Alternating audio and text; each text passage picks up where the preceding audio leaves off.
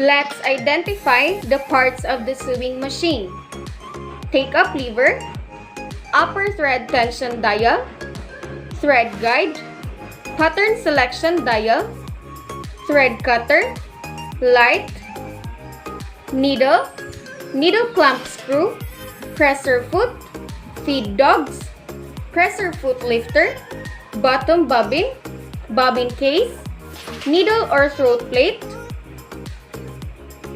power off and speed switch, reverse button, hand wheel,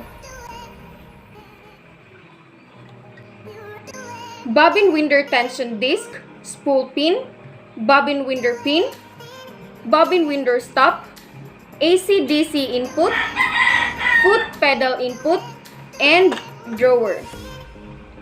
That's all. Thank you.